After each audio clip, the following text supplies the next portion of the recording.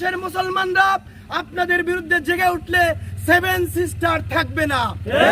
সুতরাং আপনাদের স্বার্থেই এই সব ধর্মীয় উগ্রবাদী সন্ত্রাসীদের মোকাবেলা আপনাদেরকেই করতে হবে, নাহলে বাংলাদেশের 18 কোটি মুসলমান আপনাদের বিরুদ্ধে পদক্ষেপ নিতে পারবে।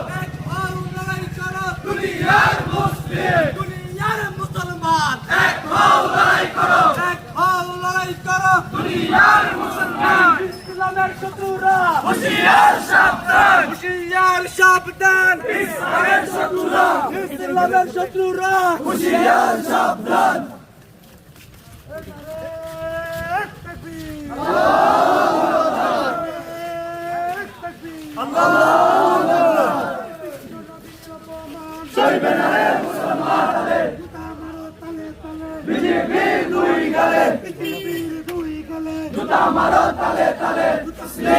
সম্মানিত উপস্থিতি, এ পর্যায়ে বিশ্বনবী রাহমাতুল্লিল আলামিনকে নিয়ে হামদে বারি তাআলা নাতে রাসূল পেশ করবেন শাহজালাল বিশ্ববিদ্যালয়ের শিক্ষার্থীরা।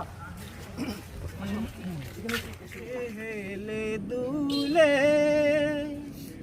নুরানি তনু কে আসে হায়, সারা দুনিয়ার হেরে মেরে পর্দা খুলে খুলে যায়, সে যে আমার কমলিওয়ালা কমলিওয়ালা, সে যে আমার কমলিওয়ালা কমলিওয়ালা। হেরা হতে হেলে দুলে নুরানি তনু কে আসে হায়, সারা দুনিয়ার হেরে মেরে পর্দা খুলে খুলে যায়, সে যে আমার কমলিওয়ালা কমলিওয়ালা, সে যে আমার কমলিওয়ালা কমলিওয়ালা।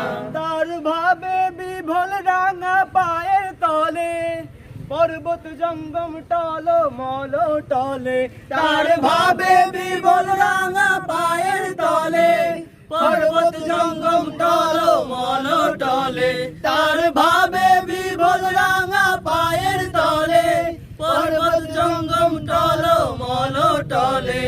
খুরমা খেজুর বাদাম জাফরানি ফুল, খুরমা খেজুর বাদাম জাফরানি ফুল, জোরে জোরে যায়, সে যে আমার কমলিওয়ালা কমলিওয়ালা, সবাই সে যে আমার কমলিওয়ালা কমলিওয়ালা, সে যে আমার কমলিওয়ালা কমলিওয়ালা, সে যে আমার কমলিওয়ালা কমলিওয়ালা, সে যে আমার কমলিওয়ালা কমলিওয়ালা।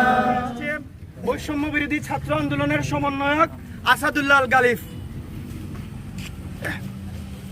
সংগ্রামী উপস্থিতি, আপনারা জানেন ভারতের একজন পুরোহিত আমাদের প্রাণের নবীকে নিয়ে কটূক্তি করেছে, সেই কটূক্তিকে সমর্থন দিয়েছে বিজেপির একজন নেতা।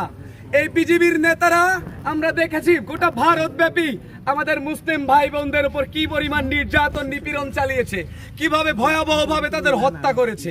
ভারতব্যাপী এই বিজেপি সন্ত্রাসীরা, এই বিজেপি জঙ্গি গোষ্ঠীরা আমাদের ভাই বোনদের উপর নিপীড়ন নির্যাতন চালাচ্ছে। আমরা এখান থেকে তাদের হুঁশিয়ার করে দিতে চাই, আপনারা যদি এসব বন্ধ না করেন তাহলে গোটা পৃথিবীর মুসলিমরা আপনাদের বিরুদ্ধে সংগ্রাম করে তুলবে, নিশ্চিত করে ছাড়বে। আপনারা আপনাদের চতুর্দিকে আপনারা তাকিয়ে দেখেন, কেউ আপনাদের পক্ষে নাই।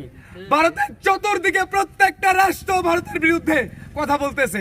আমরা ভারতের জনগণকে বলতে চাই, আপনারা এই সন্ত্রাসী, এই জঙ্গি বিজেপিদের বিরুদ্ধে আওয়াজ তুলুন, এই অন্যায়ের বিরুদ্ধে আওয়াজ তুলুন।